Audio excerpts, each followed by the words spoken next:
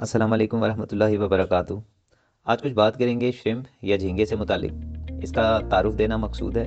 पहली दफ़ा ये कब कल्चर किया गया, दुनिया में कौन कौन से मुल्क हैं जहाँ पे झींगे की पैदावार ज़्यादा ली जाती है, इसका क्या स्कोप है और कौन कौन से इलाके हैं जहाँ पे झींगे की फार्मिंग की जा सकती है।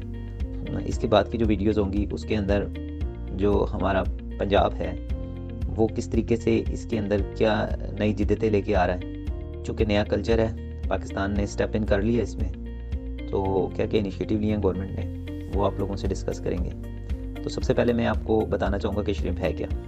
श्रिम्प बेसिकली एक क्रस्टेशियन है, एक मछली नहीं है और इसको हम झींगा भी कहते हैं आम अल्फाज में। ये मैरीन यानी कि समुद्री और फ्रेश वाटर जो कि थोड़ा खारा पानी है, दोनों के अंदर कल्चर किया जा सकता है। और ये क्रस्टेशियंस की किस्म है कि हशरात से जिसका ताल्लुक है।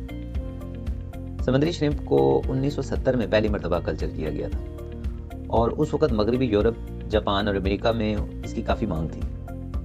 1991 तक इसकी मांग तकरीबन 2.1 बिलियन टन यानी तकरीबन 21 लाख टन, इसकी वैल्यू जी तकरीबन 9 अरब डॉलर के करीब थी। तो ये पैदा की गई और 30% तक जो श्रिम्प है वो एशिया में पाला जाता है। ख़ासतौर पर चीन और इंडोनेशिया, 2 मुल्क ऐसे हैं जहाँ पे झींगे की ऐसी बड़ी पैदावार ली जाती है। और 54% जो है लातीनी अमेरिका यानी कि ब्राज़ील, इक्वाडोर और मैक्सिको इसके बड़े बड़े प्रोड्यूसर्स हैं। सबसे बड़ी एक्सपोर्ट इंडोनेशिया से इसकी होती है। हालिया वक्तों में इंडिया ने भी श्रिम्प की पैदावार में काफ़ी बेहतरी लेके आई है और इंडिया जो है वो भी अब लीड कर रहा है दुनिया में श्रिम्प की प्रोडक्शन के हवाले से। और इसमें ख़ास तौर पे वाइट लेग श्रिम्प जो है तकरीबन 95% जो है वो पैदा किया जाता है। और इसमें इनकी एक स्टेट है आंध्र प्रदेश। इस प्रदेश जो है वो प्रोडक्शन में सबसे आगे है झींगे की पैदावार में। इंडिया ने 2024 में तकरीबन 8.3 बिलियन डॉलर की श्रिम्प एक्सपोर्ट की थी, जो कि एक बहुत बड़ी एक्सपोर्ट थी। और इंडिया का 2032 तक का जो उनका जो विजन है वो ये है कि श्रिम्प की पैदावार का हदफ वो 20.9 बिलियन डॉलर कर। श्रिम्प फार्मिंग एक छोटी सी सनत से आलमी सतह की इंडस्ट्री में अब बदलती जा रही है और ख़ास तौर पे जो ये जनूब मशरिकी एशिया है इसमें ये सनत बहुत तेज़ी से फल फूल रही है।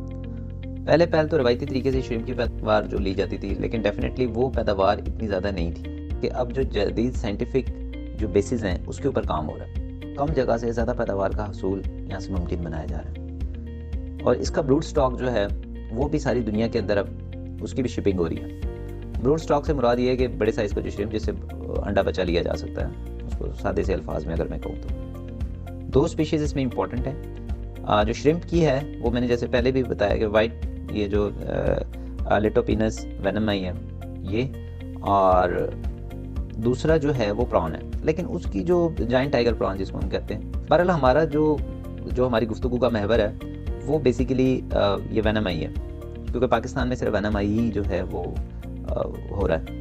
और ये 2 किस्में जो हैं तकरीबन 90% श्रिम्प की जो पैदावार है इसको कवर करती हैं। लेकिन अगेन फिर वही बात है, जैसे मैंने इंडिया में बताया कि ये जो वेनमाई है दैट इज़ कवरिंग 90%। ये है थोड़ा ससेप्टेबल है डिजीज़ के लिए, मतलब इस पे ये बीमारी का आसानी से शिकार हो जाते हैं। इसलिए श्रिम्प को कल्चर करने से पहले इस बात को जहन में ज़रूर रखें कि श्रिम्प को बीमारी से बचाना है। आपने जो वहाँ पे जरासीम है उसकी जो अप्रोच है उसको मिनिमाइज़ करना है। उसमें बहुत सी इंटरनेशनल स्टैंडर्ड्स हैं, उसको मीट करना पड़ेगा।